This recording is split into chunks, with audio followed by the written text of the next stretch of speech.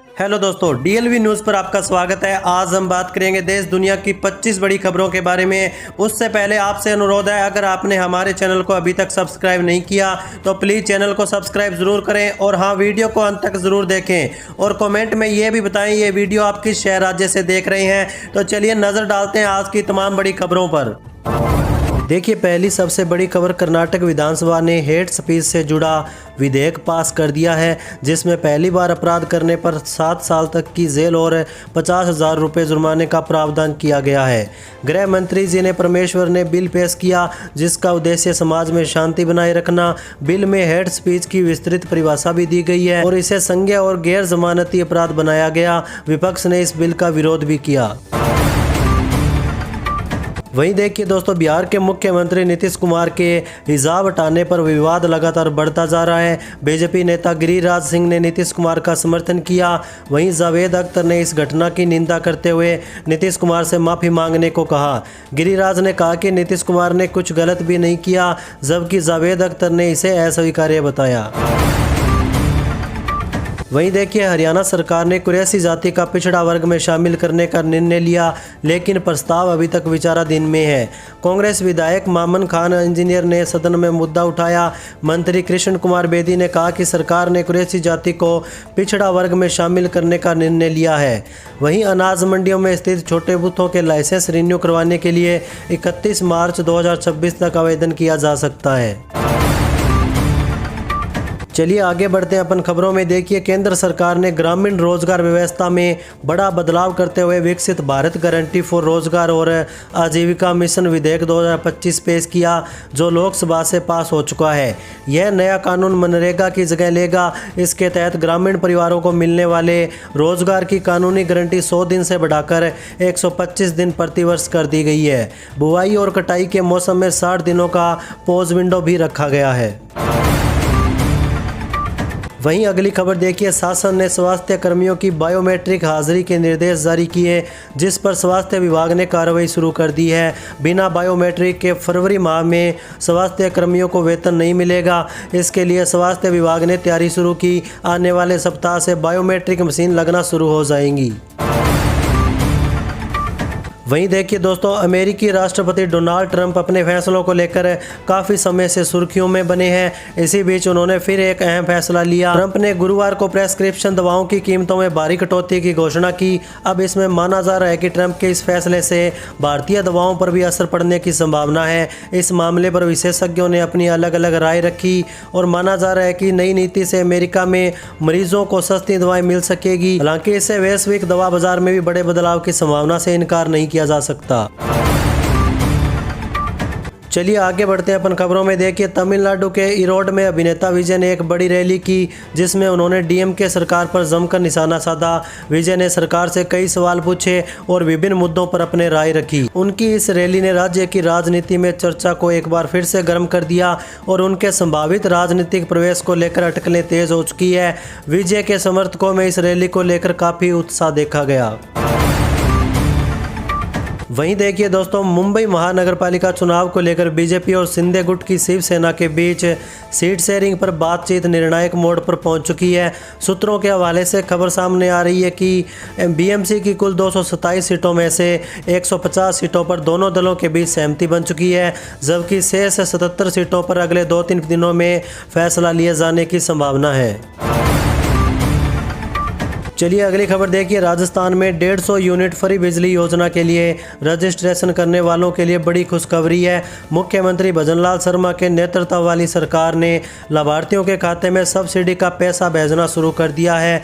मुख्यमंत्री निःशुल्क बिजली योजना में अपने घर की छत पर सोलर पैनल लगाने वाले उपभोक्ताओं को केंद्र सरकार से मिलने वाली सब्सिडी के अलावा राज्य सरकार से भी अतिरिक्त सब्सिडी मिलेगी। राज्य सरकार की ओर से 17,000 रुपये की सब्सिडी दी जा रही है।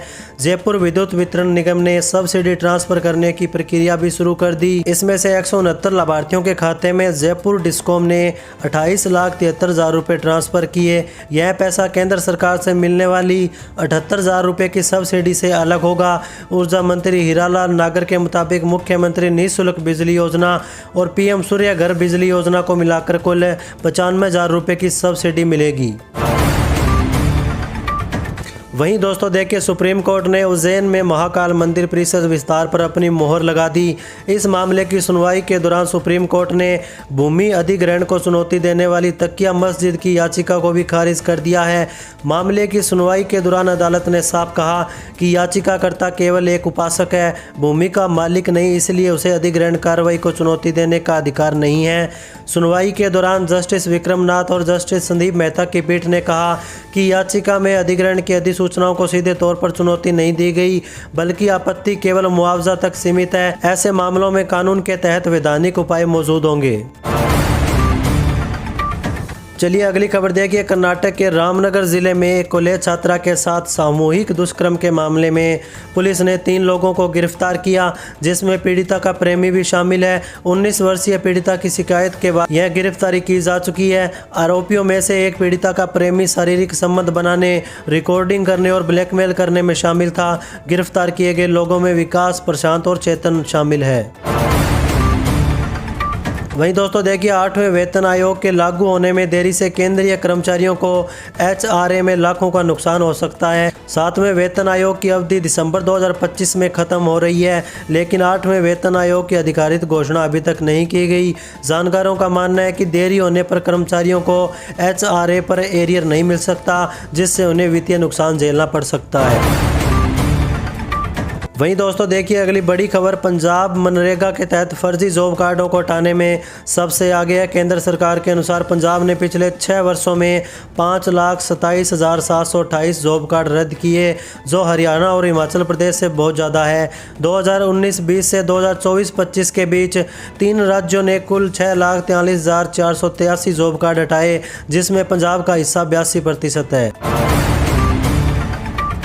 चलिए आगे बढ़ते हैं अपन खबरों में। देखिए, भारत अफ्रीका में चीन के बढ़ते प्रभाव को कम करने के लिए एक नई रणनीति बना रहा है। इस नीति का उद्देश्य अफ्रीका में भारत की स्थिति को मजबूत करना और चीन के प्रभाव को कम करना होगा। भारत अफ्रीका के साथ अपने आर्थिक और रणनीतिक संबंधों को बढ़ावा देने पर ध्यान केंद्रित कर रहा है, ताकि ड्रैगन को चुनौती दी जा सके।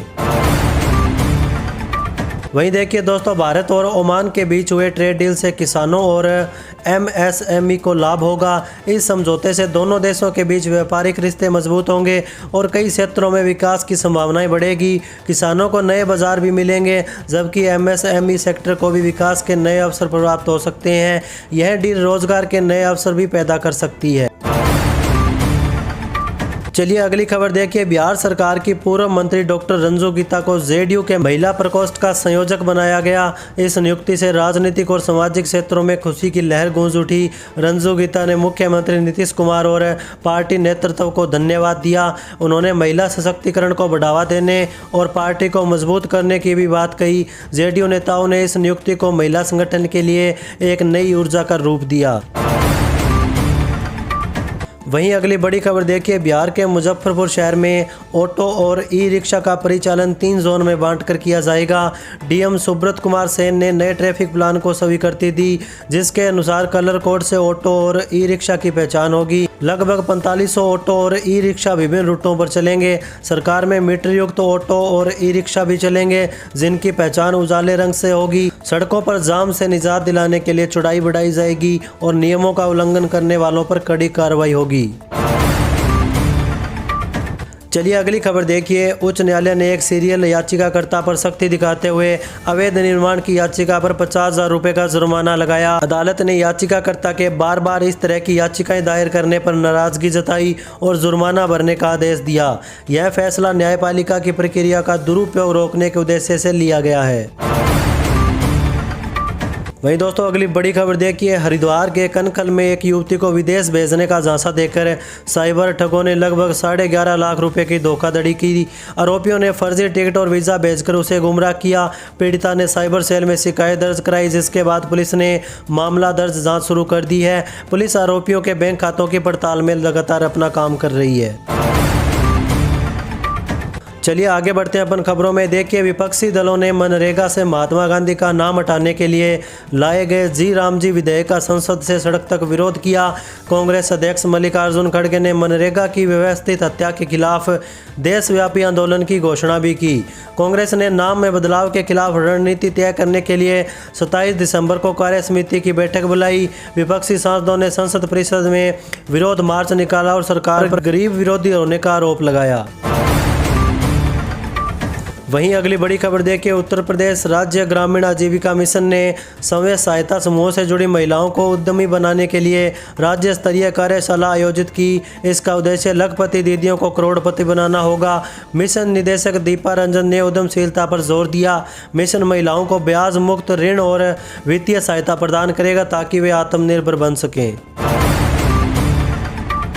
वहीं दोस्तों देखिए अगली खबर, सुप्रीम कोर्ट ने आवारा कुत्तों के मुद्दे पर एमसीडी द्वारा बनाए गए नियमों के खिलाफ याचिका पर सुनवाई करते हुए कहा कि अगली सुनवाई में एक वीडियो दिखाया जाएगा जिसमें पूछा जाएगा कि मानवता आखिर क्या है। याचिका में कुत्तों के साथ अमानवीय व्यवहार का आरोप लगेगा। वरिष्ठ अधिवक्ता कपिल सिब्बल ने पीठ को बताया कि 3 सदस्यीय विशेष पीठ रद्द कर दी गई है। सिब्बल ने एमसीडी के नियमों को पूरी तरह से विपरीत बताया।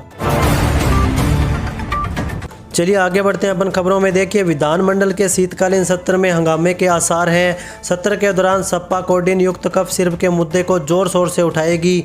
गुरुवार को पार्टी मुखिया अखिलेश यादव ने अपने विधायकों और विधान परिषद सदस्यों के साथ बैठक कर रणनीति तय की।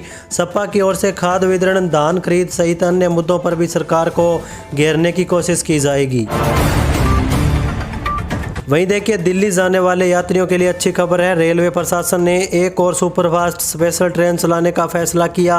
यह ट्रेन नवगछिया के रास्ते नई दिल्ली और कामाख्या के बीच 3 फेरे लगाएगी। नई दिल्ली से यह 20, 25 और 30 दिसंबर को रवाना होगी, जबकि कामाख्या से 22, 27 दिसंबर और 1 जनवरी को चलेगी और इस ट्रेन में 20 कोच होंगे।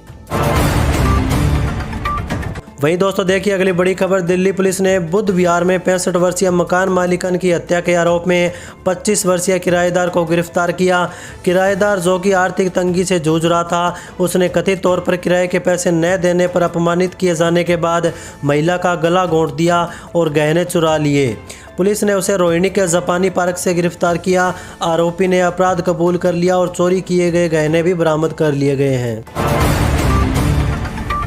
चलिए अगली खबर देखिए, यूपी के युवाओं के लिए बड़ी खुशखबरी है। वर्ष 2026 में करीब 1.5 लाख सरकारी नौकरियां मिलने वाली है। हाल ही में मुख्यमंत्री योगी आदित्यनाथ ने उच्च स्तरीय बैठक में सभी विभागों से रिक्त पदों का विवरण मांगा। पुलिस और शिक्षा जैसे प्रमुख विभागों में सबसे अधिक नियुक्तियां हो सकती है। वहीं दोस्तों देखिए, लखनऊ में भारत और दक्षिण अफ्रीका के बीच T20 मैच कोहरे के कारण रद्द हो चुका।